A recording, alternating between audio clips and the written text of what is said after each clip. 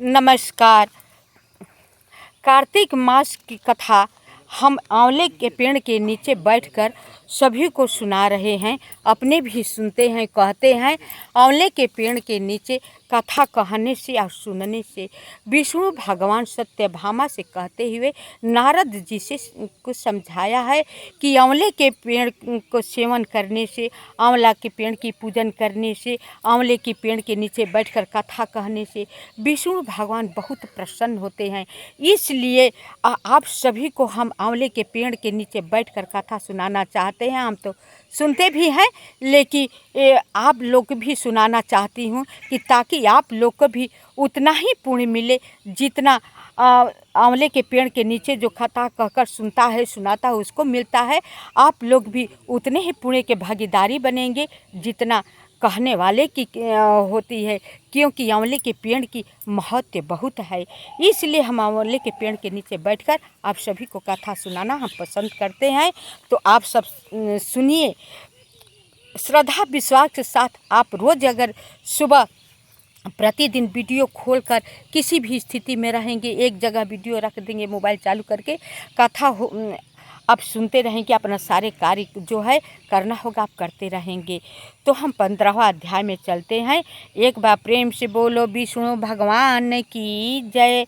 देवर्षि नारद जी से राजा पृथु ने कहा, हे देवर्षि, दैत्यराज ने क्या किया वह सब मुझे विस्तार पूर्वक सुनाइए। देवर्षि नारद जी बोले, उसके चले जाने पर जलंधर ने अपने राहु नामक दूत को बुलाकर कैलाश पर जाने की आज्ञा दी और कहा कि वहाँ पर एक जटाधारी शंभु नामक योगी रहता है, उससे मेरा आक्रमण और ऐश्वर्य कहकर उसकी सर्वांग सुंदरी भामिनी को मेरे लिए मांग लाओ। तब उन वचनों को सुनकर वह दूत शिव के स्थान पर पहुंचा, परंतु नंदी ने उसे सभा के भीतर नहीं जाने दिया, किंतु वह अपनी उग्रता से शिव के सभा में चला गया और शिव के आगे बैठकर उनकी आज्ञा ले वह सब संदेह कह सुनाया जो दैत्यराज ने कहा था। फिर तो उस राहु नामक दूत के ऐसा कहते ही भगवान शूलपाणी के आगे पृथ्वी फोड़कर ऐसा एक शब्द वाला पुरुष प्रकट हो गया, जिसका कि सिंह के समान मुख था और जो कि मानो दूसरा नरसिंह था। वह दौड़कर राहु को खाने चला।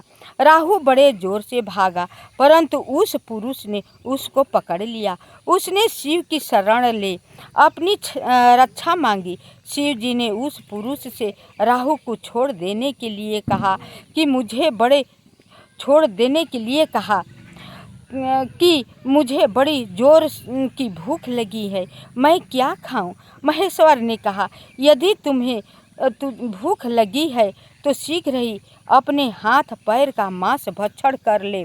शिव जी की आज्ञा से वह पुरुष शीघ्र ही अपने हाथों और पैरों का मांस भक्षण कर गया। अब केवल उसका सिर मात्र शेष रह गया। तब उसका ऐसा कृत्य देखकर शिव जी ने प्रसन्न होकर उसको अपना आज्ञापालक जानकर उसे अपना परम प्रिय गण बना लिया और कहा कि मेरी पूजा के समय अब तेरी भी सदैव पूजा होती रहेगी, और जो मेरी पूजा नहीं करेंगे वह मेरे प्रिय न होंगे। जो तेरी पूजा नहीं करेंगे वह मेरे प्रिय भक्त नहीं होंगे। शिव जी से ऐसा वर पाकर उस पुरुष को बड़ी प्रसन्नता हुई।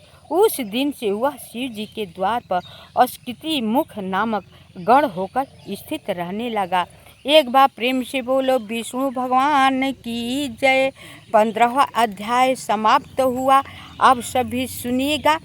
वीडियो अच्छी लगी तो आप सभी से हाथ जोड़कर प्रार्थना करती हूँ कि लाइक करें, शेयर करें, सब्सक्राइब करना मत भूलिएगा।